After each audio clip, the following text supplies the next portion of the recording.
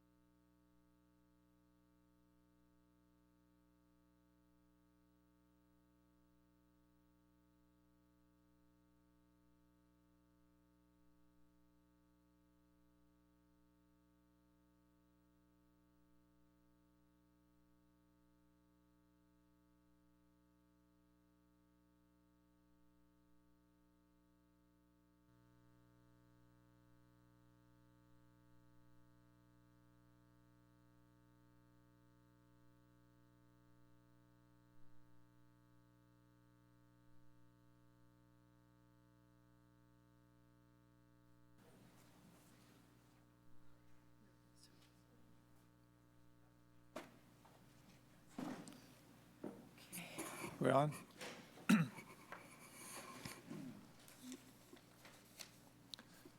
Good evening. Welcome to the December 2nd, 2009 City Council meeting. I'd like you all to join us in the Pledge of Allegiance, which I'd like John Olson to lead us in.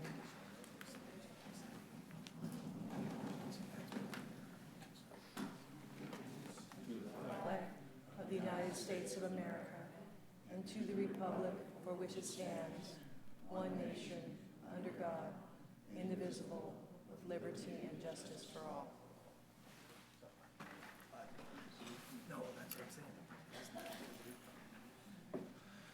For the record, Mayor Cabalden is in Washington, D.C. on business this evening. So we'll proceed to our regular agenda and start out with items 1A, that's presentations, matters not on the agenda but within the jurisdiction of the council. And if you have a desire to speak on that item, we need you to put in a slip right away. I have several to start with. So first we'll go to Rochelle Redmond.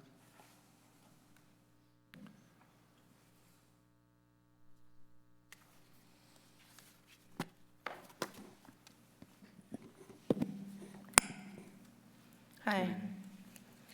I requested to have my big picture put on the overhead, but it's not working tonight. So most of you have the picture, but the audience doesn't.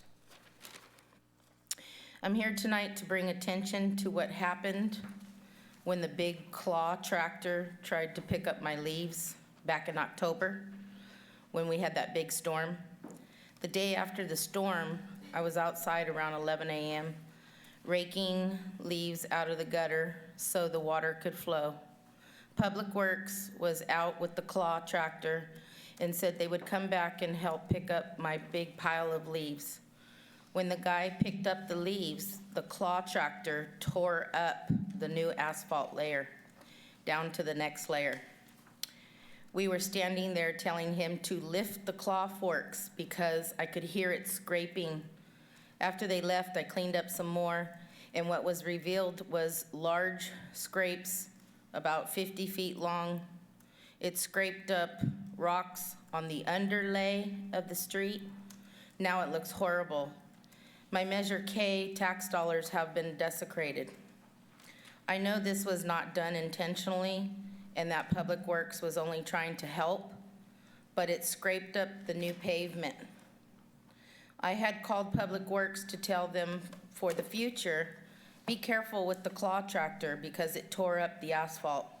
He said he would send someone out to look at it, and that was the last I heard about it. Normally, a picture speaks 1,000 words, but this picture only speaks a couple words. You have to look at it in person to really understand the extent of the scraping. I'm asking for a commitment from the city to fix the problem when future street repaving happens in the rest of the Broderick area. What happened to the repaving project? What happened to Measure K? It's been 2 or 3 years that they were to finish the rest of Broderick area between Cagle and 3rd Street. I would like to be contacted as to what resolution will take place. Thank you. Okay, thank you, Ms. Redmond. And Toby, you'll direct staff to follow up on that. When's the next Measure K report due? We publish periodic reports. We actually had a Measure K report this summer, and we're essentially finished with Measure K projects from a road standpoint, but we do have another road maintenance project in Bright Broderick with using other sources of funds. Okay, thank you. Okay, Margie Cavina.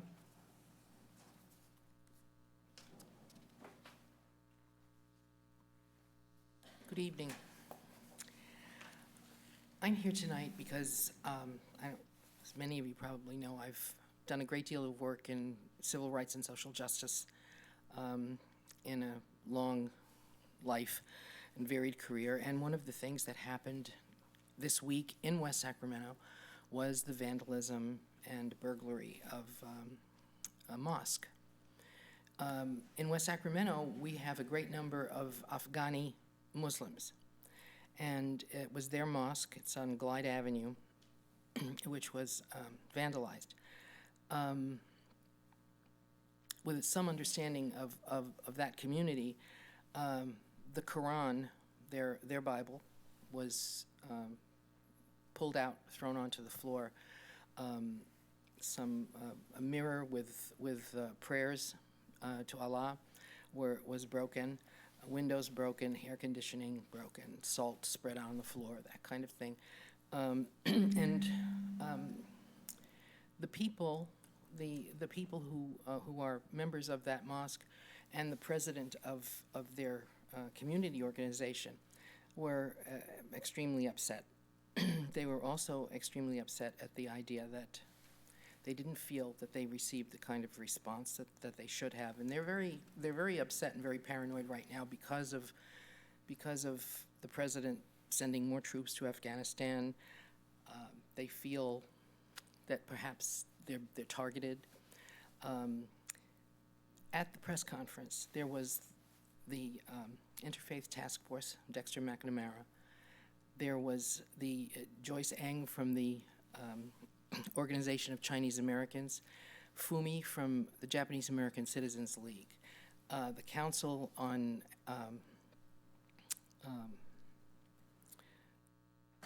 CARE, the Council for American Islamic Relations, CAIR, representatives were there. There were Rabbi Reuben Taff was there. There were a number of people from the Sacramento community, and there was really no one from our community that was represented to speak or to say that they noted that this happened and that they were regretful for it. They relayed to me or related to me that they felt that they had not received attention because there was a 4-hour response time before they had to go down to the police station and get someone to come back. And of course, they were being told it wasn't a hate crime. Well, the worst time to tell somebody that it's not a hate crime is when whatever the crime is has happened, has just happened, because there's no distance, no time for them to relate to it. So I'm hoping that you will either make sure that the city, the police, and others are responsive to the fact that we do have members of the Muslim community here, and we want them to become participating and good Americans, and that we don't want to do the same thing to them that happened to the Sikh temple a couple of times. So I'm just trying to alert you to the fact that this did happen. Okay, thank you very much, Margie. Jerry Wingfield?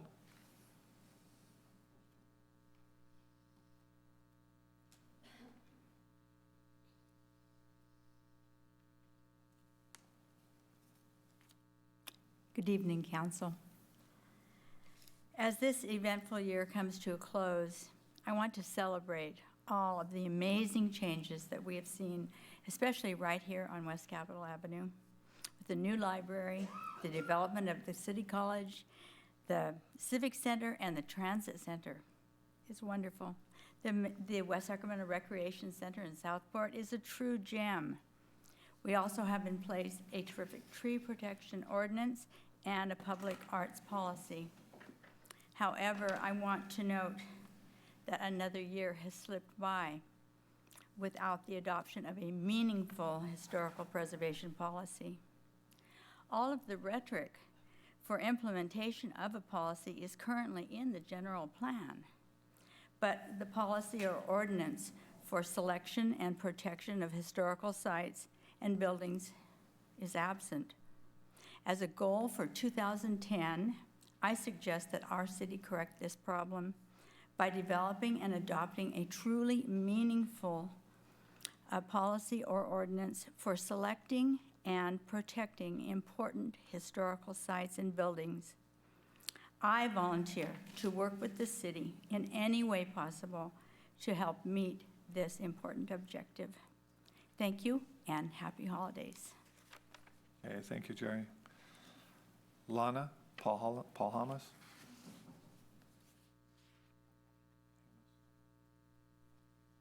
Good evening, Council. I'm coming here tonight as the past president of the West Sacramento Historical Society, and I was advised by the city staff that the roof leaks and that there is possible mold in the 3rd Street Firehouse located in Broderick area of West Sacramento. The West Sacramento Historical Society and our community put a lot of effort to get that site recognized by the state of California.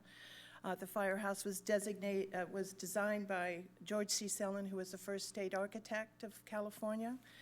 And currently the building is vacant and has been for at least 20 years. And by neglect, the building's integrity is being jeopardized.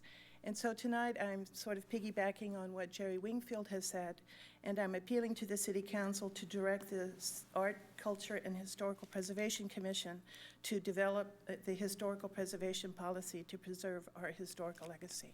So thank you. Thank you. Joyce Miller?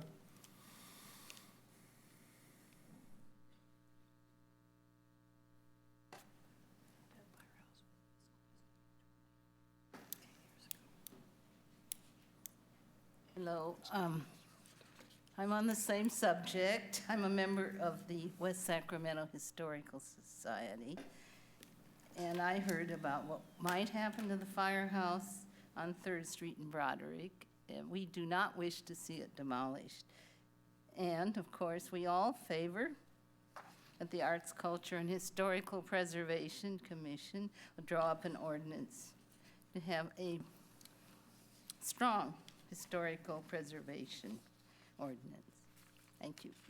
Okay, thank you, Ms. Miller. Toby, can you give us some report on if there's any problems with the firehouse? There are some problems with the building, and our facility staff is preparing a plan to address those problems both on the long term and the short term. On the short term, we're trying to come up with an inexpensive way to protect it from weather. In the longer term, it will take substantial renovation, a replacement of the roof. Most of the interior has to be replaced, and currently there are no utilities, so all of that would have to be replaced to ever make that a usable space. But we're looking at something we could do immediately so that there's not additional damage to the building. Okay, good. Each January, the council meets to set priorities for the coming year, so the kind of input we're getting now is useful to help establish those priorities. I have one other item for 1A, Mr. Lowell.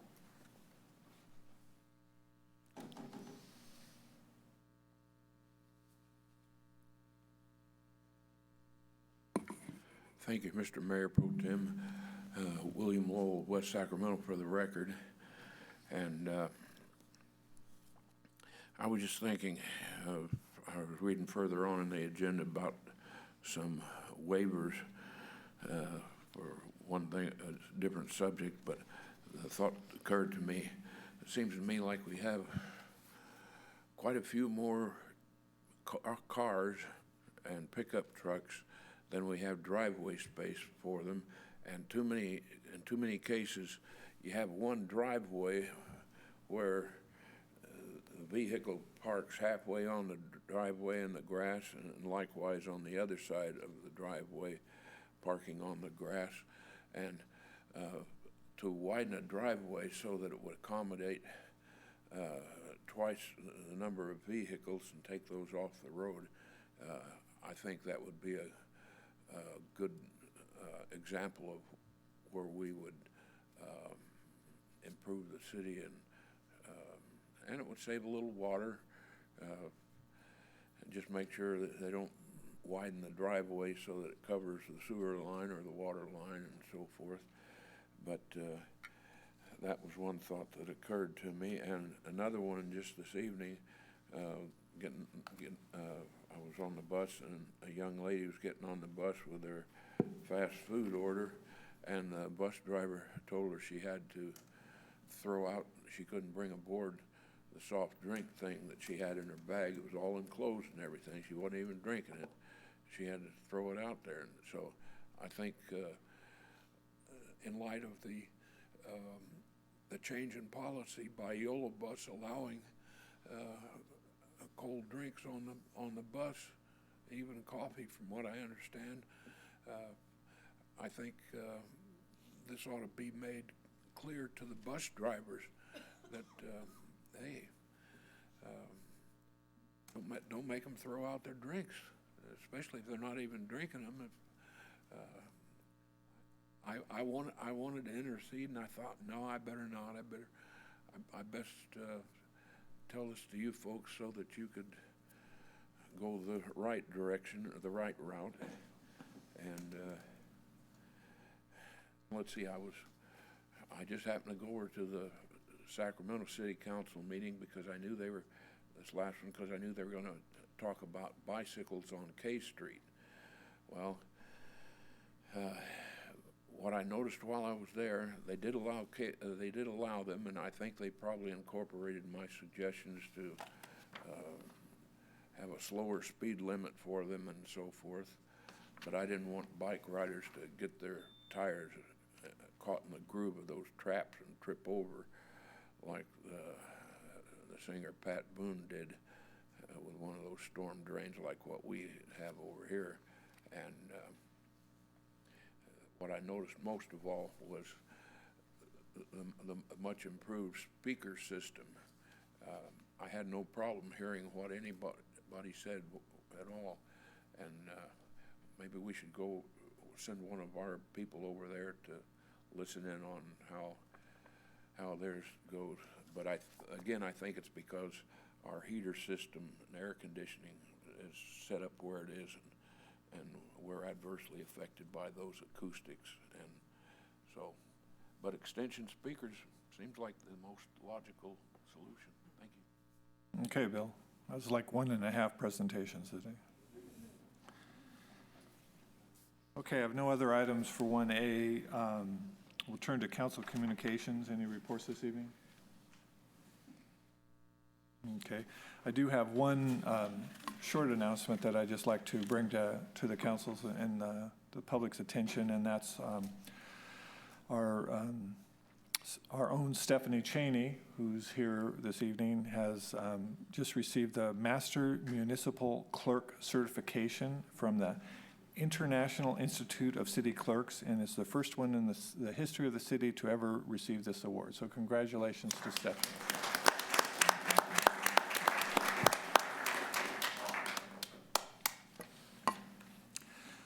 Okay, there's no items for 1C, so we will go to presentations. We have a presentation from the California Department of Consumer Affairs on the types of services offered to West Sacramento consumers. Good evening, members of the West Sacramento City Council and Mayor Pro Tem, Mr. Beers. Thank you for allowing me to speak to you today. My name is Michael Lafferty, and I'm the Outreach Manager for the California Department of Consumer Affairs. And briefly, I'd like to tell you who we are and what we do, and talk about a new program that we have and how we can support the citizens of this great city, West Sacramento. The California Department of Consumer Affairs is made up of more than 30 boards and bureaus. If you get a haircut, if you get your nails done, if you hire a contractor, you hire a doctor, a dentist, if you go to a naturopathic medicine, acupuncturist, get your car serviced, you're going to a licensed professional who is competent, who's taken a prescribed examination and received a license. And this creates a fair and competitive marketplace so that consumers have confidence that the people that they're going to have minimum standards, and they should know the laws of the industry. And so that creates a fair and competitive marketplace. The vast majority of men and women in the industries are honest, hardworking people just like the rest of us. But unfortunately, there are a few people out there, especially during these holiday seasons, that are scam artists. They take advantage of people and they misrepresent. They're unlicensed. And so the California Department of Consumer Affairs tries to educate consumers about their consumer rights, how to protect themselves, and gives them ideas and tools and equipment to make them good consumers. There's more than 250 professions and more than 2.4 million licensees that we're talking about in California. And part of that education program, the Department of Consumer Affairs created a program called Take Charge California, Be Smart, Be Safe, Be Heard. This is a campaign to protect consumers. To be a smart consumer in these times means making wise decisions for you and your family about money choices, about creating a budget, about finding ways to find the products and services that you and your family need at good prices, making sure that they know what the warranties is, the return policies. But it's all more than that. It's being a good role model for their family and friends and their children. And at our website, takechargeca.ca.gov, we give them these tools, and we give them resources. We have over 200 publications to help guide them. Many of them, almost 90 of them, are in 11 different languages.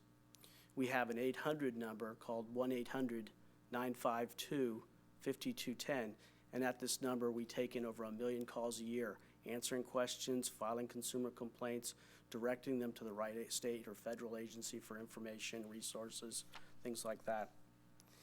To be a safe consumer in California and the nation today is much more sophisticated than it used to be. Again, the vast majority of men and women are honest, hardworking, but a few people are unlicensed. And these unlicensed people are unlicensed for a variety of reasons, either because they can't pass the competency test, either because they don't know about it, or even worse, they're felons, they can't pass fingerprints. And we don't want unlicensed people entering our homes that can't pass a fingerprint background check. We don't want people that are unlicensed not paying into their fair share of the tax base in this great city. And so the California Department of Consumer Affairs has programs called Inquire Before You Hire. We educate consumers, ask to see the license, check it out, call us, email us, go to our website. There's fast and easy ways today on the internet to check someone's license, to verify if they're licensed. And to be heard, most people think about being heard is if there's a complaint, speaking up. But we preach a lot more than that, far more in advance of that. Being a good consumer means being heard before you make a purchase of products and services, knowing what you want, being specific about what you want, being a good communicator so that the businessmen and women understand what you want, so that it's a win-win relationship, so that you build a relationship, they return, economy is supported, those types of things. So that's our program, Take Charge California, Be Smart, Be Safe, Be Heard. And my message to you today is I'm going around to the state of California, talking to cities and to counties and other people that will listen to me, and asking for your support. This great city of West Sacramento has lots of resources. You have lots of contacts, and I'm asking for a liaison with the city that can work with the Department of Consumer Affairs, where we can provide these services to this great city and the consumers. Again, we have over 200 publications. We have a website. We have a toll-free number. Some of the examples that we do is we go into libraries, we go into senior centers, We do public presentations in the evenings and weekends. We create partnerships that are long-lasting. And so that's what I'm asking for today, and I thank you for your time. I know it's valuable. Thank you. I'll take any questions if you have them. Thank you very much. Okay, that's item 2. We'll now go to the consent agenda, which is items 3 through 8. First, any questions on any of the consent items?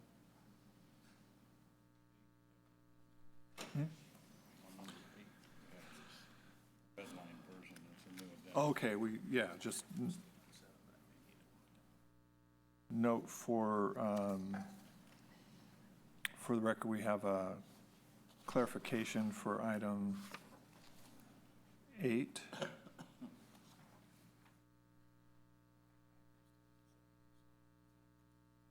So take that separate? Okay. So we're going to take item 7 and under a separate vote. So looking for a motion on the consent. Okay, moved by Mr. Christoph and seconded by Mr. Villegas. All in favor, say aye. Opposed? None. Motion carries. Now we'll go to item 7.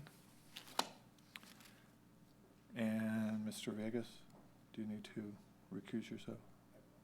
Okay. So this is consideration and approval of community mini grant funding for fiscal year 2009 through 2010. Looking for a motion. Okay, moved and seconded. All in favor? Aye. Opposed? None. So motion carries. And Mr. Villegas can come back.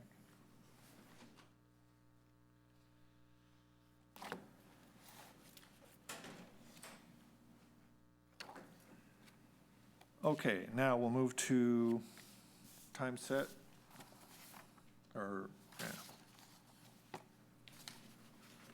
time set agenda. This is item 9, and it's a public hearing to consider adoption of Resolution 0980, amending the Book of Fees for various city regulatory activities, products, and services. Ms. Hayden? Thank you, Mr. Pro Tem, Mayor Pro Tem, and members of the City Council. We're asking you to consider one resolution this evening. Resolution 0980 amends the Book of City Fees to adopt a variety of adjustments to service charges and activities, which include a number of items. The first is appeal fee. The municipal code allows waiver of appeal fees, and staff is proposing that the Book of Fees include a reference to the administrative policy that you just adopted in the consent calendar, which delegates the authority to the city manager or designee to waive appeal fees based on satisfactorily providing evidence of financial hardship. The second item is special service fees. We're actually, since the appeals filing fee is referenced in Section 1B of the Book of Fees, staff is proposing that the duplicate reference under the special service fees be entirely deleted. Duplication fee, the city doesn't charge a direct labor rate for duplication fees. Therefore, this reference to an hourly rate is being deleted. In addition, staff is proposing language amendments for the special fee pertaining to activity covered under the Public Records Act and subpoenas. The next one is building abatement fee, hazardous materials program fees, and fire service fees. All these 3 fees are fire service related. The hourly equipment costs are proposed to be increased to reflect the nationally recognized Federal Emergency Agency's schedule of equipment rates. And the personnel costs have been updated to reflect the actual city cost at the overtime rate for each of the employee positions. To maintain the level of emergency response of city service during a prolonged event, such as a hazardous material spill, the fire department must call in off-duty employees to staff the fire station. Now, these fees are all unique events and rarely occur, and the fees haven't been raised since 2005. Next one is aquatic fees. Since programs like recreation swimming are included in the purchase of a recreation center pass, staff is recommending that the flat fees and non-resident daily fees be eliminated from the aquatic program fee schedule. Youth recreation program fees. Youth recreation program fees are broken down into two categories: percentage of direct costs charged to the public and flat fees. Over the past several years, fees like for cheerleading, dances, and Camp Lakeside have been charged at 100% of direct costs, and this book of fee amendment reflects this practice. The flat fee programs, such as Summer Kids and Teen Camp, are converting from a daily fee to a weekly fee. Now, and in the past, scholarships were given for Summer Kids and Teen Camp absolutely free. However, due to attendance issues, staff is proposing that parents be charged for 1 week for the entire summer, only charged for 1 week for any child who receives one of these scholarships. The next item is building, field, and pool fees. Building rentals have been recategorized between those fees that have adjacent catering kitchens, such as the Galleria, and those facilities that don't have an adjacent catering kitchen, such as the Recreation Center community rooms. The new modern facilities are considered desirable rentals and therefore are proposed to be charged a higher rental fee. Costs for building attendants have been increased to cover the cost for the staff person that would be needed to work during the rental, and an additional cost for a security guard may be charged if staff or the police department deemed that this service is necessary. References to the pool rental and lifeguards will be eliminated from the fee schedule because the increased programming at the new aquatic center does not leave any available time for pool rental. And that brings me to the last fee, which is engineering service fees and public works service fees. Staff has calculated the city's actual hourly reimbursement rate for direct and indirect costs for these services.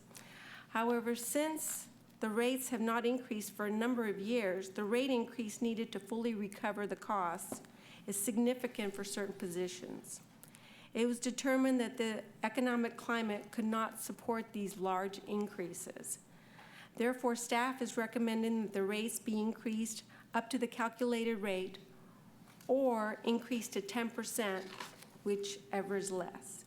Staff has also provided in your packet a survey that compares the rates with other jurisdictions.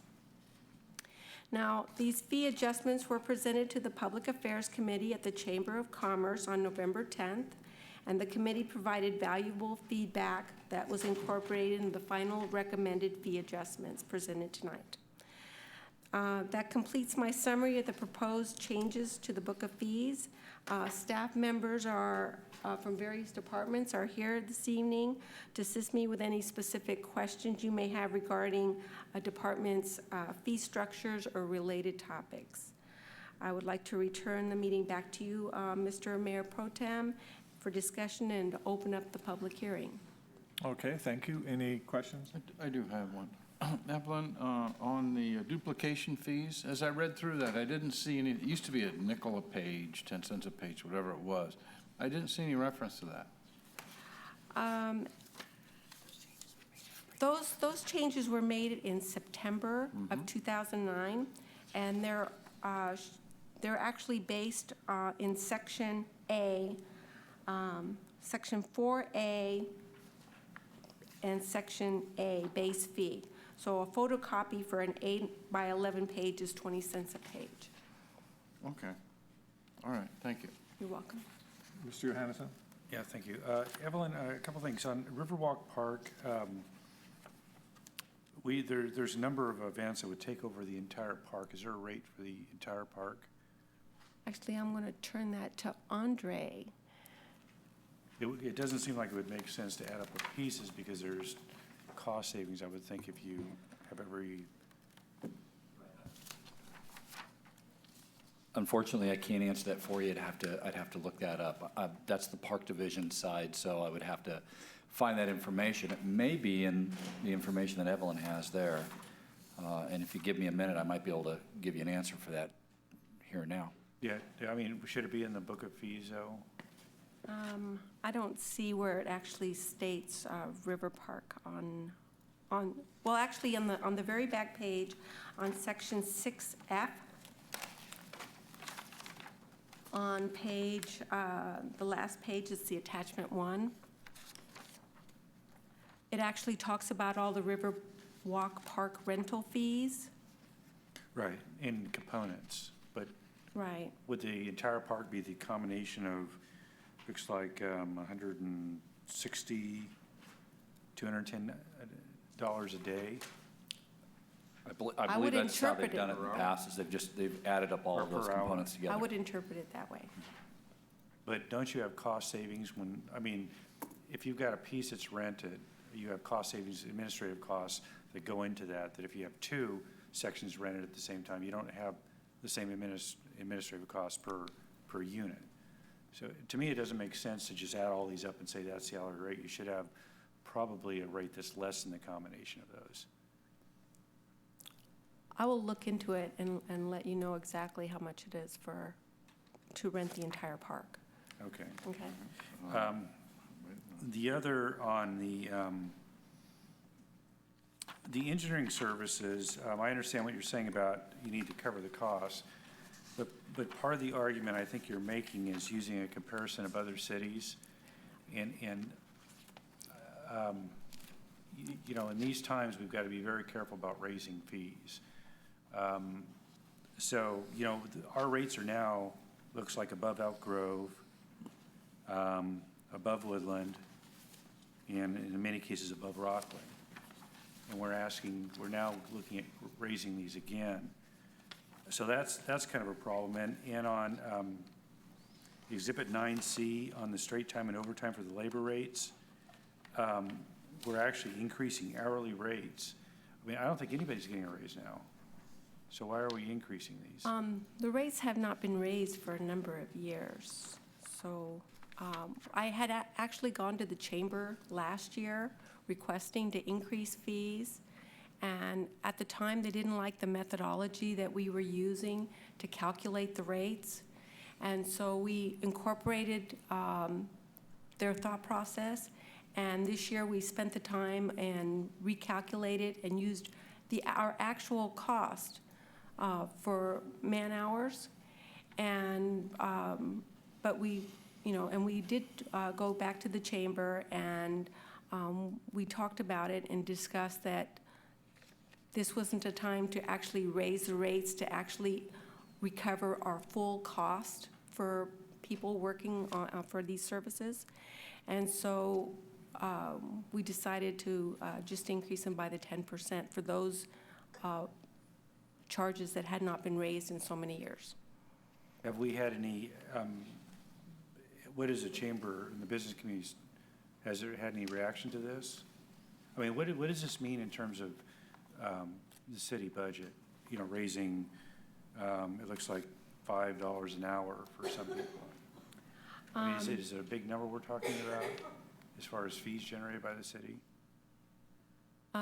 It's a step in the right direction because in some of our programs, we're losing money on these programs because we aren't recovering all our costs. And even if we just incrementally increase them when we can, maybe at one time we will be able to be full cost recovery. But right now, we are losing, some of our funds are going in deficit positions because we aren't recovering our costs. Okay, all right, thanks.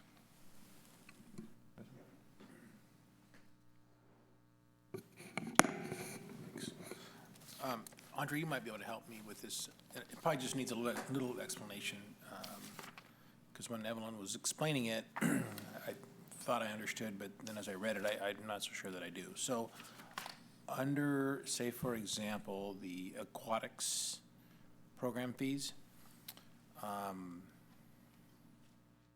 the red line version, I'm not sure what we're being asked to do, I guess, because it's, the red line version strikes out the flat fees, and then it just simply has the non-resident swim lessons. Is that the only change that we're making on that portion of our? Yeah, the red lines there are probably for the one you're looking at probably is for the 50 cent an hour. Exactly. Correct? And we're not charging that because we're no longer at the 2 school pools. Okay, so we're just doing, so it's the non-resident fee. Just for swim lessons. Got it, okay, all right, so track that. The youth rec programs, so, you don't have it in front of you, so it'll say, for example, the red line version has youth sports minimum 50% of direct costs, and then it goes on to add cheerleading, preschool dances, and Camp Lakeside, 100% or thereabouts. A direct cost. What does that amount, I mean, what does that equate to? It's on page, looks like it says page 1 of 2, but I'm seeing a lot of those. It's the one that's the youth rec program fees? Correct. So what is it, what does that amount to? And just for my clarification, are you looking at as A or B? The A, I'm sorry. A, okay. I mean, I'm just curious, what do these translate into for somebody trying to walk through the door to pay the fees? Of, Say, I mean, preschool or dances or Camp Lakeside. okay. Camp Lakeside, they're paying 100% of the direct cost. So anything that's involved in the program, or are you asking for the actual fee itself? Yeah. How much? Yeah, because I don't know what that, I mean, I don't know what that means. In most cases, I can see what, $5, $10, 50 cents, whatever. I just don't know how much, does that double the cost, or does it? And honestly, I don't know offhand the actual cost of the program. Well, I'm not sure how to proceed, because I don't know, I mean, I don't know. It might help if I describe what it is. That Yeah. 100% direct cost is for the part-time staff, all of the supplies, any of the snacks that are involved in the program, any of the arts and crafts supplies, any of the games that are purchased. So the costs that aren't covered in that, the indirect costs would be the administrative, that would be the full-time staff, the use of the Bridgeway Lakes Boathouse, the maintenance that goes on in the building and around the building. Mm-hmm. Yeah, I mean, I pretty well track that, but juxtapose the one next to it for the youth rec program fees for the KIDS program, the teens, the summer teen, the ACES. I know what I'm going to have to pay walking through the door for those. It's identified on here, and I'm just wondering, am I missing a step, or where would I find the information that would tell me what we're? In your latest copy of the playbook would be the best place to go. And I'm not trying to be smart. I'm just, the idea here was that as our direct costs would go up and down, we would be able to adjust the fee accordingly. Maybe I can offer a little bit here. These are examples of fees where we're trying to establish a philosophy. In other words, we're asking for council's direction on a philosophy. And actually, they're priced before we know the actual costs, but it's based on an estimate of costs. And so when we advertise for those particular programs, there is a specific cost associated with it. What we're asking for here is council direction to say, this is the kind of program that we're looking for direct cost recovery. This is the kind of program we're looking to subsidize. And so that's what we're really asking for guidance on here. We could do that, but this, because these include a wide variety, especially with the team programs, wide variety of different costs, it would add significantly to it.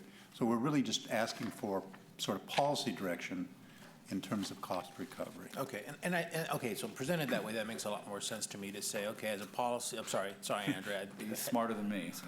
He's the city manager. So, and that makes sense. I mean, I think it kind of goes back to what Councilmember Johannesson was talking about in terms of maybe we ought to have a conversation about whether or not it's a program that we want to recover 100% or 50% or 75%, depending upon what somebody or we place its value to be, or determine its value to be. So, okay, I just wanted to make sure I understand how that was coming about. And then just my last question on the drop-in summer programs. I know that's a hugely popular program for us in our community. I know a lot of folks take advantage of it. Some folks by the week, some folks by the day, some folks by the alternating day, especially now with furlough Fridays and that sort of thing happening with employers all over town. So it looks like you're, rather than going to a daily rate, which was affordable and easy for a lot of folks, you're now going to a weekly on Yep. on those programs, or a summer in some, no, it's all weekly, right? It's all weekly. They pay, Okay. they pay by the week. Okay, but it's still, and are those 100% recoverable? Are those? No, they're not. They're not. So those are losers if, I mean, they're. And the reason for the fee has to do with the summer food service program, where we provide lunches. When we were going by the daily, we would have, at some sites, we would have 80 kids, and then the next day we'd have 40. And so it was an attempt to try and have more stable numbers that we would be able to predict better, so that we weren't ordering too many or having delivered too few lunches. That makes sense. All right, great. Thank you. Mm-hmm. Okay, this is a public hearing, so we'll open the public hearing. I do not have any requests to speak at this time. If there's anyone wishing to address the council on this item, now would be the time. Seeing none, we'll close the public hearing and turn back to council for discussion or action. I just have a couple of other questions. When you gave your presentation, you talked about lifeguard and pool rental, and it says it really wasn't necessary because we don't rent it. Correct.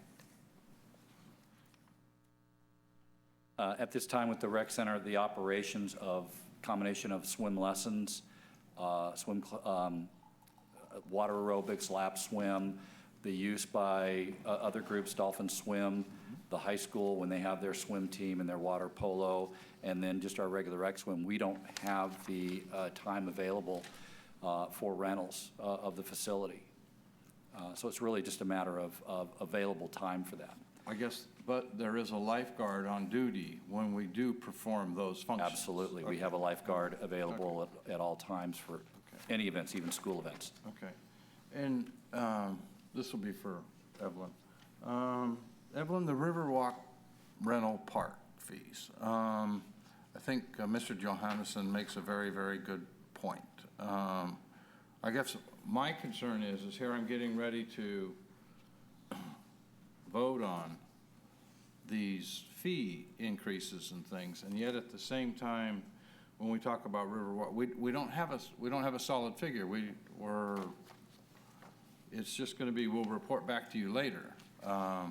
Okay, so you report back to us later, and can we make adjustments then? Or is this time sensitive where we have to get this done? How do we proceed with all of that?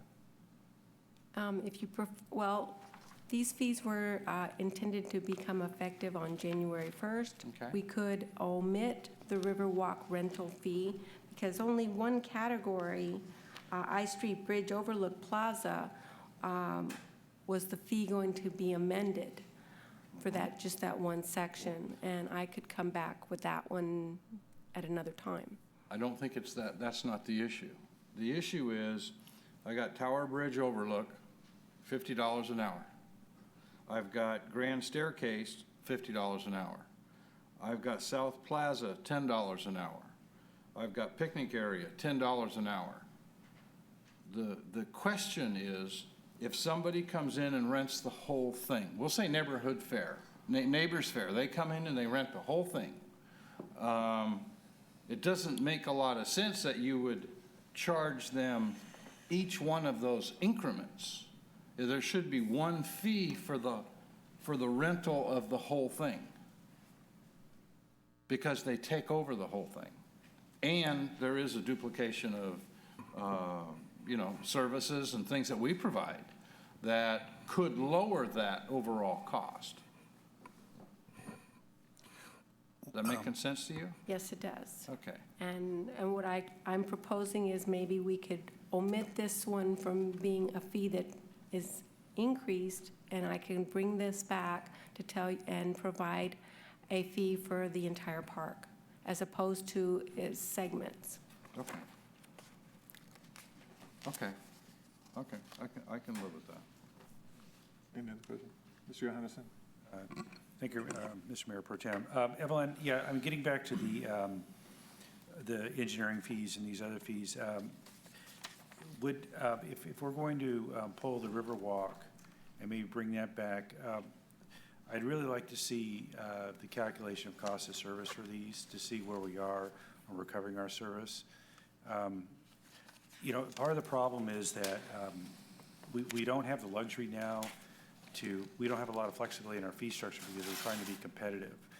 And when we're looking at different ways to bring business here or to have development occur, we need to start looking at kind of the nickel and dime aspects of a project, and that's kind of where a lot of this stuff is. So, I mean, I would like to see justification for any fee increase on a cost of service basis. And if we're truly not recovering, which we're probably not recovering our services, I'd like to kind of see that calculation. And for that and actually the public works service fees and the engineering service fees when that comes back, if that's the council's direction.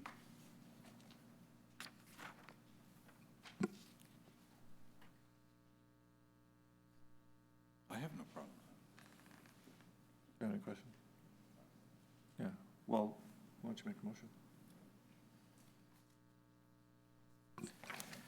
Mr. Mayor Pro Tem, I request that the council adopt Resolution 0980, amending the book of fees to adopt changes or charges for the various city regulatory activities, products, and services, excluding exhibits 8G, 6F, 8G, and 9C to be brought back at a later date. I'll second.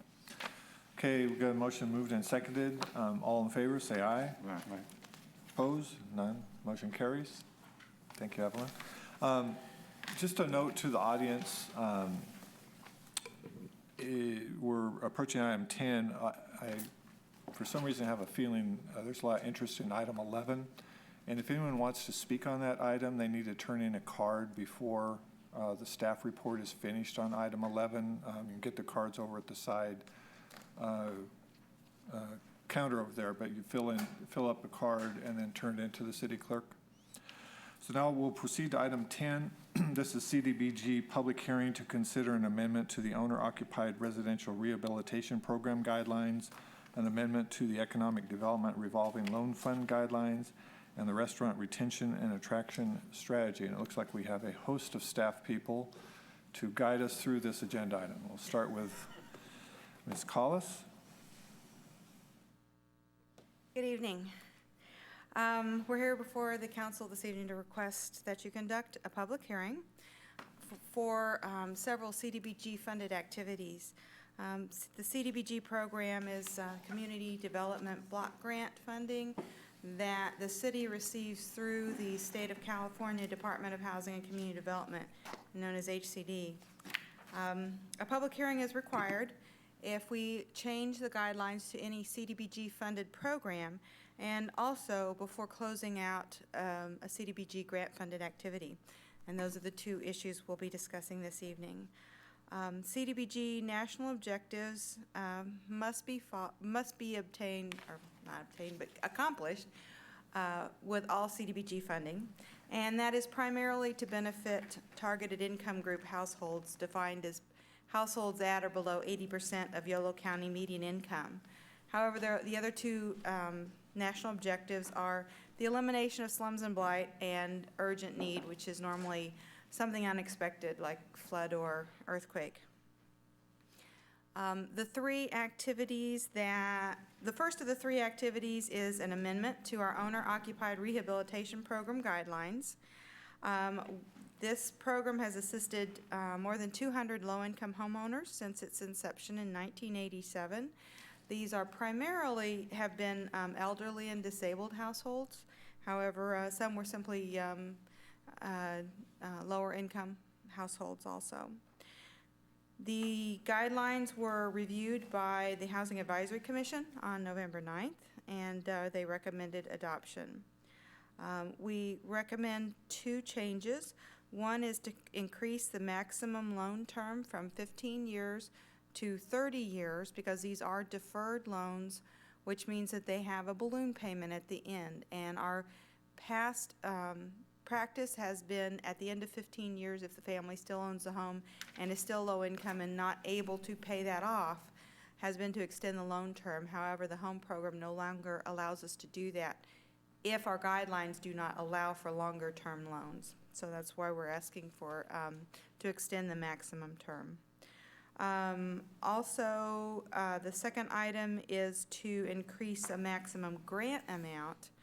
Our current grant amount limit is $5,000. We request that it be increased to $10,000 because we're seeing a lot of requests for jobs that they're emergency jobs, they're significant health and safety issues, and $5,000 isn't enough. And these are households that are extremely low income. They're limited to either households at 50% of median income or that are elderly or disabled. So they really can't come up with that additional money quite often. If you have specific questions on the owner-occupied rehab guidelines, Raul Huerta, who manages that program, is available for questions. Okay. Moving on, the second item is an amendment to the Economic Development Revolving Loan Fund Guidelines. If I might pause for a moment, in August, we submitted an application for an additional $300,000 for this program, and we found out late yesterday that the city was awarded that grant. So we hope by probably around February to have the grant contract and be underway with more loan funds. Because right now we've used them all up, so we're out of money. So there's several changes that are in the amendment. I won't go into the administrative changes. They were simply language and procedural changes that were required by HCD. However, we did recommend some discretionary changes, and these were approved by the Economic Development Advisory Commission on November 10th. The first is to define how we categorize owner equity. And the reason this is important is we have to show that we are not over-enriching a business owner when we provide one of these loans. So we have to look at what the owner is putting in versus what the city is putting in and determine whether the owner is making a reasonable return on their investment without getting more than they should. In other words, we can't over-subsidize. So we've defined what we will allow to consider as owner equity when we're looking at the owner's participation. Secondly, the state actually recommended putting some flexibility in our underwriting criteria. Certain projects are more secure because you have maybe really strong collateral, but others may have weak collateral. Therefore, we need to overcompensate by requiring a higher debt to revenue ratio or that sort of thing. So the state actually recommended that we put some flexibility in there so that we can adjust our underwriting criteria, not adjust, but be flexible with how we apply them, depending upon a particular project's strengths or weaknesses. And the last discretionary change is the composition of the Loan Advisory Committee. The Loan Advisory Committee reviews all of the loans. They make recommendations to the city manager for loans up to $250,000. And of course, loans over $250,000, according to the guidelines, come directly to the council. We are asking that the composition be changed to include one member from our banking community, one city staff person, and at least 2 members from the local business community. Currently, the guidelines require a CPA, and it's been difficult to maintain a CPA on that committee. So we are basically quite often been out of compliance with our guidelines. I'm available for any questions that you have on the loan fund. Two, see how we go. Okay. Finally, we have the closeout of Grant 07 PTAE 3135. This grant funded the Restaurant Retention and Attraction Strategy, which was presented to the council in a workshop on November 18th. And Diane Richards is here to answer any questions you might have on that strategy. Yeah, thank you. Yeah, when we were looking at the strategy, did we look at the cost? Because what we're being asked to do tonight is accept the strategy. Now, is there a cost, a price tag associated with that?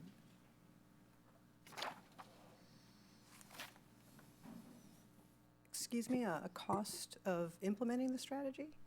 Right. I mean, basically, you're asking us to accept the strategy that's outlined in the restaurant retention recruitment product. We intend to actually calculate in some costs that may be related to hiring a technical assistance provider for restaurants, but we don't know what those costs might be.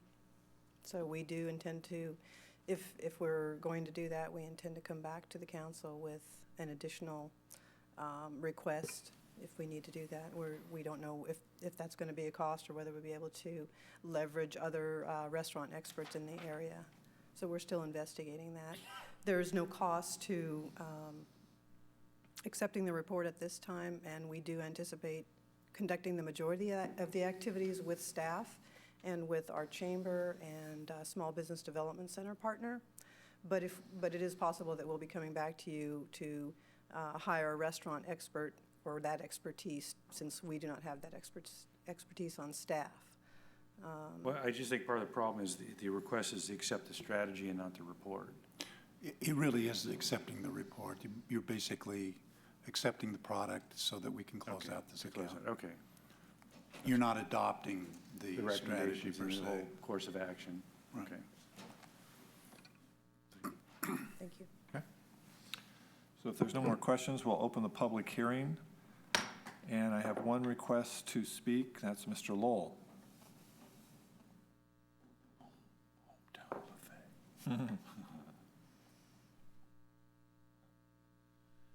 Thank you again, Mr. Mayor Pro Tem, William Lowell of West Sac for the record. And as stated last time, I feel it's very important that we take aim at the existing restaurants that we're trying to upgrade and make sure that that includes wheelchair accessibility to the restrooms. And because after all, if you have one member of a group that's thinking about patronizing that restaurant and it doesn't have wheelchair accessibility to the restroom, why, hey, that restaurant's not going to be considered. So, and this ties in with shop locally here in West Sacramento too. So, I think the various businesses ought to get together instead of just having these signed restrooms for customers only. I think they should develop something to where it's, shall we say, more restroom friendly, like a shopping mall. Even if they don't do that to their particular business, maybe there'd be 2 or 3, depending, sets of restrooms for the general public's use in that cluster of buildings, and start thinking of those several attached mini businesses as a mini shopping mall, and attract people that way. Because sometimes people, one of the first things they have to do is use the restroom. You get nothing but rejection signs there. Why? And they don't know which place they want to eat that, and maybe they don't even want to eat right at that time. Maybe they just want a shop, but putting all that kind of stuff together, you got to give them, got to give the customer a message that, hey, we want you to shop here locally and want you to feel relaxed. And, well, whatever else, however else you can better phrase it. Thank you. Okay, thank you, Mr. Lowell. That was the only request to speak on this item, so I'm going to turn it back to the council and close the public hearing. And looking for motion or further discussion.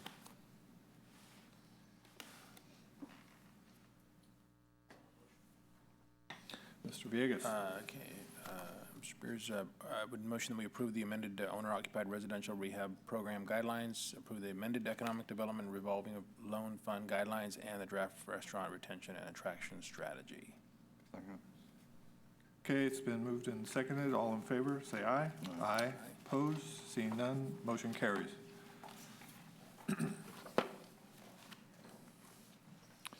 Okay, we'll now move to item 11. This is public hearing and first reading of ordinance 09-6, amending West Sacramento Municipal Code Chapter 10 regarding commercial truck access routes and parking, and consideration of resolution 09-85, excuse me, validating established local truck routes. Mr. Santiago? Hey, Mr. Mayor, Ray, I mean, before we get going on this, I know that there are, I think I see a number of people here that are really concerned about a different issue.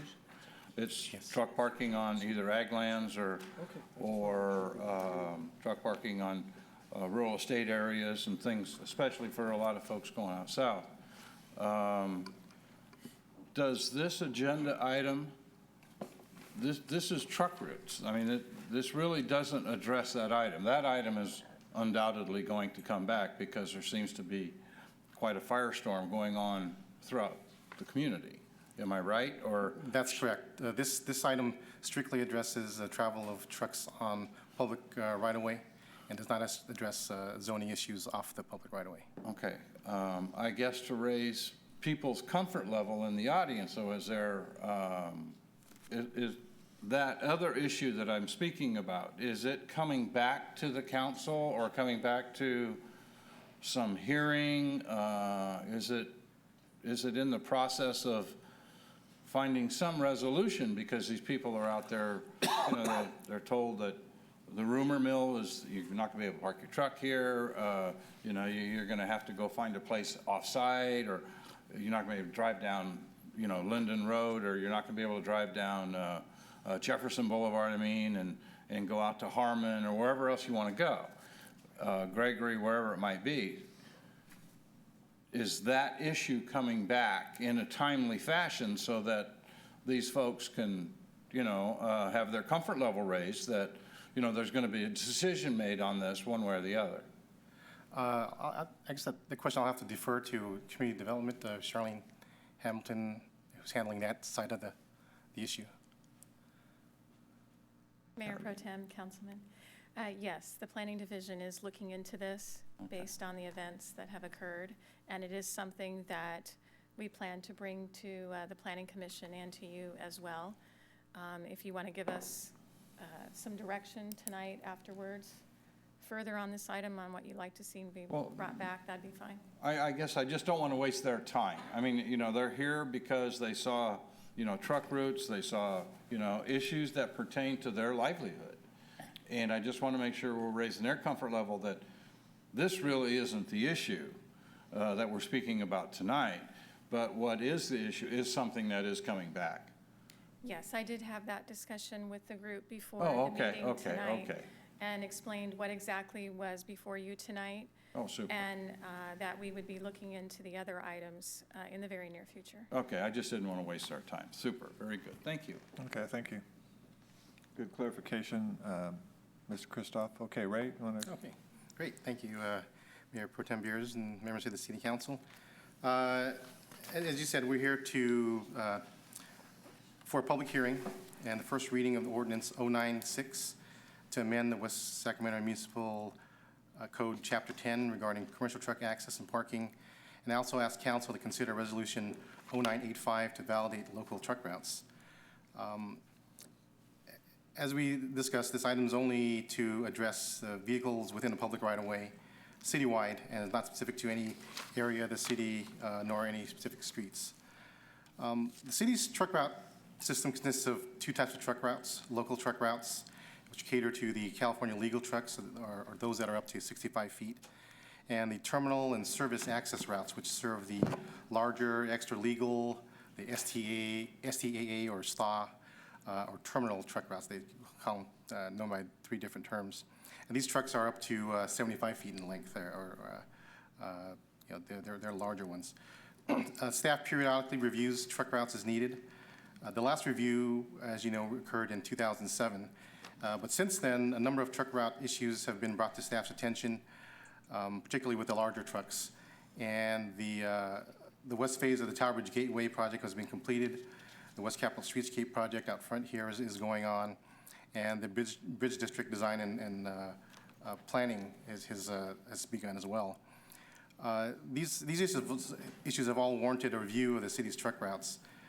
The latest review, which has been taking place over the past year, actually about a year and a half now, has been coordinated between the Public Works Department, Police Department, and also Economic Development. The terminal truck issue was presented to the Economic Development Advisory Commission and the Chamber of Commerce last year in 2008. The terminal access routes that we're here to talk about tonight and the modifications were originally presented to the council this past February. At that time, council also approved a number of specific modifications to the local truck routes through a resolution. At that time, concerns were raised regarding the feasibility of maintaining terminal access routes on sections of the section of Jefferson Boulevard between US 50 and 15th Street, 15th Street between Jefferson and South River Road, and South River Road between Risky Lane and the Barge Canal. As staff reviewed that item, or that issue, it was discovered that those segments were converted to terminal access routes in 2007 based on erroneous information.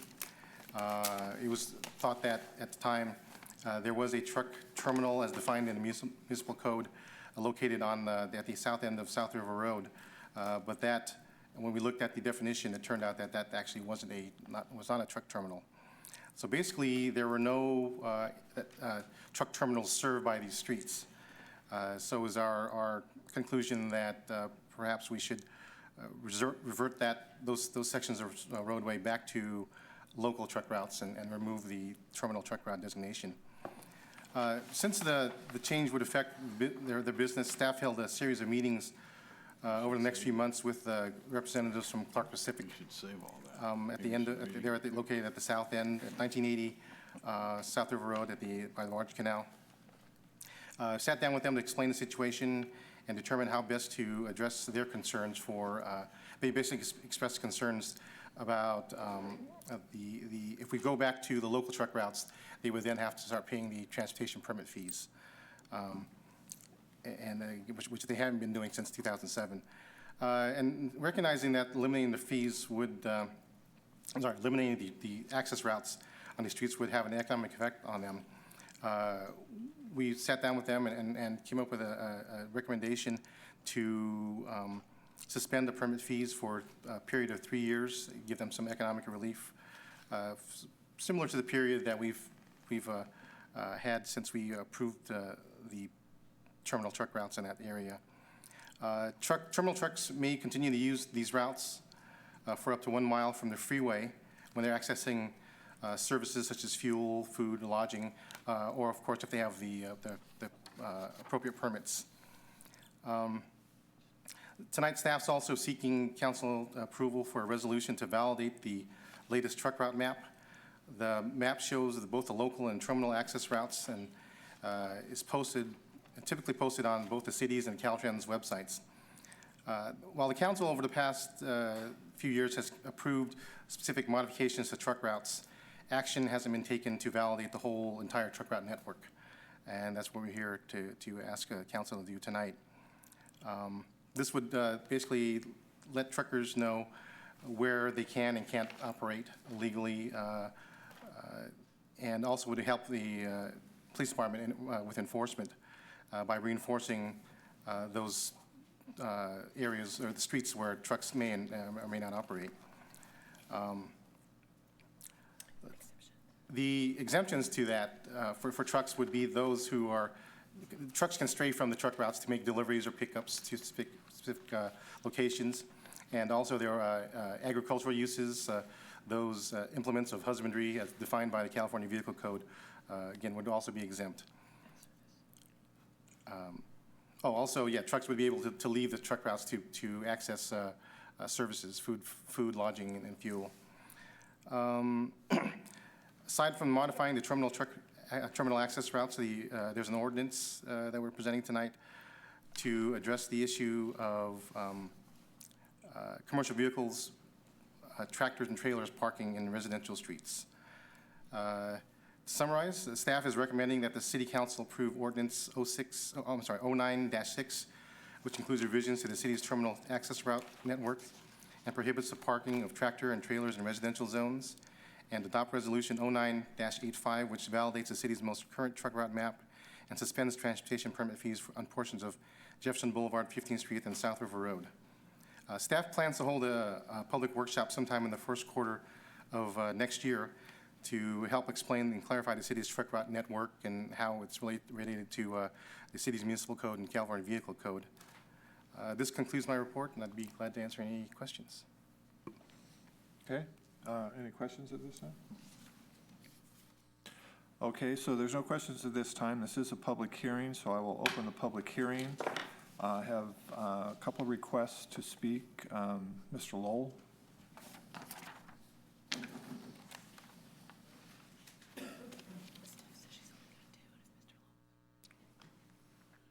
Thank you, Mr. Mayor Pro Tem.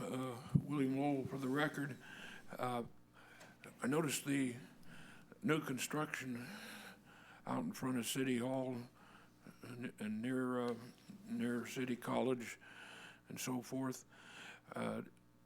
Let's see, and over on Jefferson, West Capitol. Seems like the signal light poles have been moved back to allow or compensate for the longer tractor trailer rigs that can't make the sharper turns that the shorter ones we know were once able to make. And I'm hoping that the state law doesn't allow those trailers to get even longer and therefore extend that problem. I don't know. It seems like some members of the trucking industry, and especially some drivers, think it's okay for them to get longer and longer and longer, and to heck with whoever's in that right lane making the right turn or going straight, and whom they may endanger. But it sounds like they're doing the right thing as far as setting those back. But again, we should beware of allowing those longer trailers and so forth. So, thank you. Okay, thank you, Mr. Lowell. And now Carolyn Reich. Is that okay? Thank you. All right, that's all the slips I had for this item. So we'll close the public hearing and turn it back to the council for further discussion or action. Mr. Madison. Thank you. Yeah, Ray, on this, the transitional use, we've talked about this, that whole South River Road area and what's going on in terms of the tank farms and some other things that we're trying to get going there. And, you know, a lot of this is it was pretty far off in good times, and it's still pretty far off in these times. One of the comments here is on the temporary relief of the fee, Clark Pacific, and there sounds like there's a number of other businesses that are looking at, because I think the report says that there's a fear that this may create a precedent. So what precedent would this, I mean, what are we talking about here? It's $1,200 a year maybe a loss of fees from what you've articulated in the report. But is there more than that, that if we, for example, extend that period from 3 to 7 years? Yeah, the $1,200 estimate was based on when times were good 3 years ago. That's about how much the permits were taken out to use those particular roadway segments that we're converting back to local roads. So we don't expect, and going back a few more years before that even, it wasn't any higher than that, so we wouldn't expect that to get any worse. Matter of fact, the years after the 1,200 mark, like last year, it was only I believe somewhere along the lines of $400. Before that, it was maybe $600. So it's not a whole lot of money that would be lost if we did away with those. And right now, there's a waiver. Pardon? Right now, there's a waiver in place? No. So they're paying the fees right now? Yeah, anybody who is oversized. Well, the thing is that because it is still a terminal route. Right, and when it was those vehicles, not, right. Right. Between over 65 feet. Okay.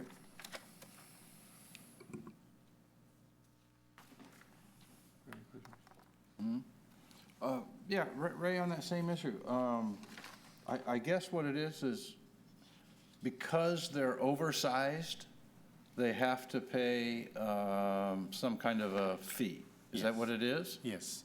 They're either over length or over width, typically. Sometimes over height, but that doesn't really apply to this roadway segment. Right, especially Clark Pacific. Okay. Thank you. Yeah, I know it says in the staff report under coordination review that the police department is on board, so I'm assuming the chief has given it thumbs up in terms of what's being proposed this evening. He did as you were speaking. I actually saw the chief's thumb. I know. I figured he'd do that. That's instant feedback. I saw that at the corner of my eye. And the reason I say that is because I know that the most recent incident a couple weeks ago where there was a lot of large trucks using Jefferson Boulevard to do some work outside of the county, within the county, outside of the city. The police department was very active in monitoring or patrolling the trucks coming in and out. I know this is a little bit different, but I just wonder, would this be the place, or is there some place where we would address that situation? Because I suspect that's probably not the last time that's going to happen. And I know it caught us a little bit off guard. I don't think anybody expected it to be as intense as it was. So I present it more as a question. I don't expect you to have an answer, but I would like to make sure that that doesn't happen again. I know we found retrospectively that there was a lot of things we should have done or could have done, but we just didn't think about it at the time. So. Right. Yeah. Actually, matter of fact, I do have an answer for that. Okay. Yeah, we weren't. I don't think anybody here in West Sacramento was happy with that situation. So what we've done is we've contacted the county and basically asked why, and to hopefully prevent this from happening in the future, we've set up a meeting with their planning folks next Tuesday, the 8th, to discuss this and see what we could do to help alleviate, projects that might have cross-jurisdictional impacts like this, notification, things like that. We're concerned because we expend a lot of resources for this event, and the notification was not there. And they admitted so much that they failed to notify us. Okay, great. Thank you, Ray. Sure. One more, if I may, Mr. Mayor. Yeah. Ray, I see that a number of issues, some of the issues were parking issues that, that really wasn't here tonight. But one of the other issues that this does not address, and that is, and it doesn't affect, is the farmers and ranchers, as far as taking crops in and out and doing whatever they do. And so there's no fees, there's nothing associated with that. And those people can continue to farm and continue to do the things that they do, right? Right. What is the issue with Clark Pacific? Why? I mean, if you guys have come to some kind of an agreement as far as 3 years, why is the 7 to 10 year issue? How did that get raised, and why did it get raised? Well, actually, I don't recall in our conversations that, the 7 to 10 year. When we last met with them, it was agreed that 3 years would be reasonable. And the 3 years basically comes about because it was about 3 years ago that we implemented the change. And so we thought, okay, well, To make it fair. To make it fair. Do away with the 3-year period. So why has they've come back with the 7 to 10 year? I mean, is it economic times? Is there some special circumstances? Is there something going on that is sort of behind the scenes that, quite frankly, I don't really understand? Yeah, I'm not aware of anything that's tied to a 7 to 10 year period. At least it hasn't been discussed. Okay. It's probably something on their side, maybe a business decision or something. Okay, all right, thank you. Any other questions? Just one more comment on that.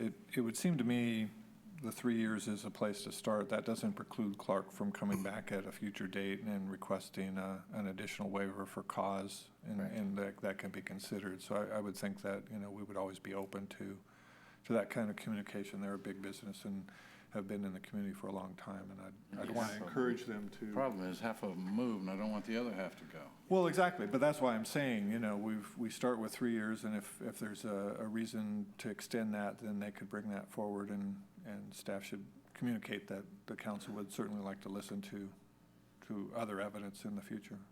Yes. Okay, looking for a motion?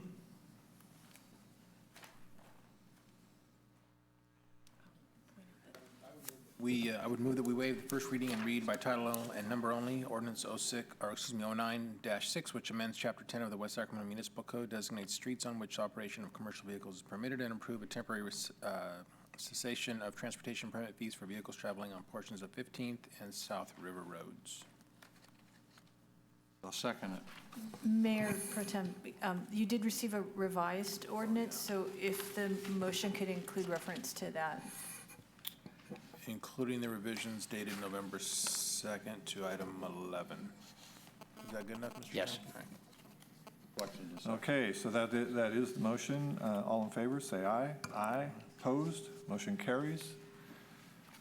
Now move to item 12. This is a workshop on organizational alternatives for Reclamation District 811. Mr. Fabin.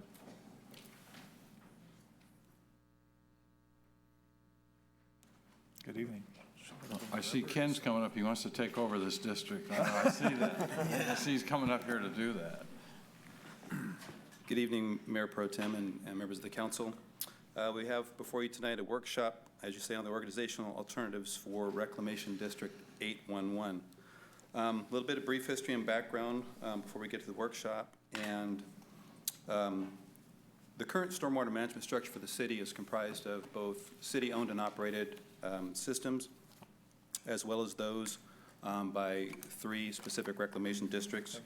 The city owns and operates 8 stormwater pump stations, all in the northern half of the city. The districts 900, 811, and portion of 537 operate and maintain a network of canals, ditches, pump stations, and even lakes in various areas of the city. You can refer to the map at the back end of the report for the geographical areas serviced by those districts. 3 of the city's 8 pump stations discharge directly to the District 811 canal and or the 537 canals. Those are basically the underpass at 5th Street, Jefferson, and Harbor. The boundaries that are served by District 811, it's bounded on the west by Harbor, on the north, and on the east by the Sacramento River, and then the Southern Pacific Railroad constitutes the entire southern border of that district area. It's about 1.7 square miles and serves a population of about 13,500. The infrastructure itself consists of 1 major ditch that runs along the northern edge of the railroad, and it serves the area primarily between Douglas, on the east to Harbor on the west. Once you get past Harbor Boulevard, the ditch then becomes part of the 537 district. There's also one auxiliary pump that is owned by the district, and that is housed at the 537 pump house, and it's also operated and maintained by 537 staff.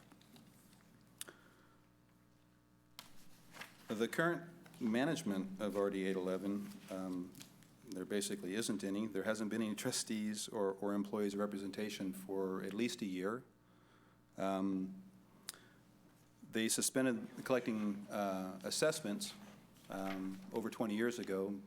As far back as can be determined, it stopped sometime in 82 or 83. And since that time, they've just operated off of the cash balance and assessments, which at this point are just about gone. So looking at some alternatives to provide some management of the area, there's basically two. One of them would be to consolidate District 811 with District 537. When that's acceptable to 537 if additional funding is available. If not, then they would not be in support of the consolidation. The other alternative would be dissolution of the district, at which time the city would be the successor of that area. That particular alternative is the preferred solution by both LAFCO staff as well as city staff. There is funding available to the city under the West Africa maintenance funds for that service area. And as you can see in the staff report, the funding looks to be more than adequate for the initial and ongoing operation and maintenance. Our estimates are that to bring the system up to par, there would need to be an initial and thorough cleaning of the ditch system and some of the connecting piping. Estimates at this point look like it would not exceed $15,000. Annual O&M costs, both for periodic maintenance as well as the pumping costs that are shared with 537, also look to not to exceed $15,000 annually. And again, there's more than enough in the West Africa maintenance funds to cover those costs. That pretty much concludes my brief presentation. I'm available to answer questions as well as some staff from LAFCO and RD 900, and also welcome questions from the public. Thank you. So turn it back to the council. Any questions? Mr. Christoph, any questions, statements? Well, a couple questions, a couple statements. I thought so. This is the right thing to do. This really is. I mean, we really do need to have some entity get control of this so that we can, in essence, better protect the community, because the ditch does need to be cleaned out and needs to be, and the maintenance needs to be done on it. And quite frankly, the state hasn't done it and 811 hasn't done it. But we do need to do something there. The people of Lighthouse, when Lighthouse was Lighthouse before, they put together in this, I mean, that's where the funds come from in order to maintain this area, or a lot of the funds come from, am I correct? Well, there's a separate district right. that is outside of this service area. Again, the drainage from this area pretty much starts from Douglas, is kind of the limiting on the east. So from Douglas east to the river, that's the river's district, formerly Lighthouse. Right. And there is an assessment there, part of a CFD, that goes towards funding the operation and maintenance of the Lighthouse storm station. Okay, and that... But they are mutually exclusive. And those funds, would those funds come toward, for some of the $15,000, none of those funds would come for that? No, they're dedicated strictly for the So this is Lighthouse just going to come from city funds in order to initially start the program? Well, the funds that are available are from the overall flood assessment. Okay. That's citywide. There is a portion that's dedicated for the maintenance of this area, the RD 811 area. Yeah. Yeah, this is really the right thing to do. I mean, it's 811 is really just sort of defunct, and they turned things over to the state. And so, I mean, I think that this really is the appropriate thing to do so that we can have this particular district on par with what 900 does and 537 does. So, I mean, I think that, you know, this is certainly something that I support. I think it's something that city staff can do. It's not like we haven't done it before and all of that kind of stuff. So I think that we can go ahead and move forward with this. From my perspective, it's a workshop we can move forward with. Mr. Vegas? So, I don't know, maybe it's Greg or maybe it's Bill. Are there I mean, I think the recommendation is the right one. And I know, Bill, you've been talking about it for a while. Are there things that the state can do before we take it over? Because I thought I heard Greg say that there were things we would need to do to bring it up to par right away. I mean, are there large costs associated with it? Because you said that there was money set aside. I didn't get a sense of what those costs would be. We don't anticipate any large endeavors that would be needed, just primarily cleaning of the ditches. They're very overgrown, and there's debris and, you know, shopping carts. Shopping carts, yeah. But structurally, there doesn't appear to be anything that's major. Nothing major. Good. So how long does this process, if we initiate it, how long does the dissolution process take? And then in the interim, do we have authority to begin the maintenance?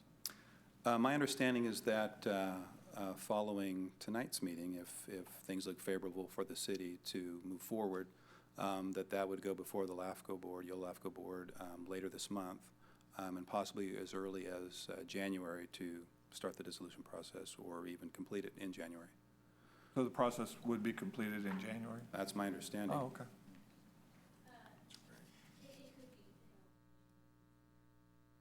Okay. And then you'd have to wait till after that process before the maintenance occurred? Well, we have done some minor maintenance, and if, you know, if we get a storm and there's things that aren't working right, we're going to have to jump in. Well, that's kind of what I was more concerned about. We shouldn't wait for the legal process to move forward if there's issues there. So. Yeah. Okay. So any other questions or directions? So sounds like, do we need a motion on this? Workshop. It says authorize the city manager to pursue discussions. Right, just an authorization, no resolution to adopt or anything like that, because we'll be going through a different process to make this happen. Okay, very good. Thank you. Thanks, everybody, for working on this. This is one of those little sticky things that just needs to You have happen. no idea. How long have we been working on this? 10 years? 10 years at least? Well, I'm glad this council had the leadership to solve the problem.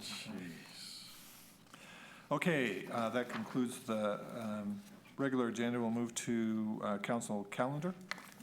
Yes, Mayor Pro Tem and Council, this Friday night at 5 o'clock will be the holiday celebration that will take place at the Walgreens LeBou parking lot area.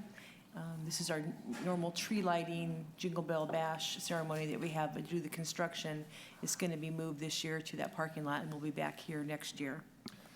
But it'll be back here next year in a much bigger and fancier way. You bet, All right. absolutely. We'll talk to 9/11 to see if we can get them to take this off. Carol, is that 5 or 6? The website says 6. You said 5. Is that? The website says 6. Well, we had 5 p.m., but maybe the website says 6. That's probably correct. All right.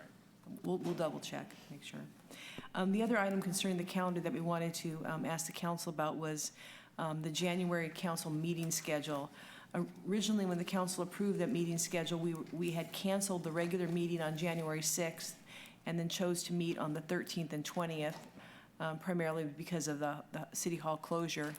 But with some of the Bridge District items that are coming forward, and there's been a request by the developer to have the DA considered by the council on January 6th because one of the attorney for the developer is going to be having some surgery and won't be available after that. So they would like to have that meeting rescheduled on January 6th.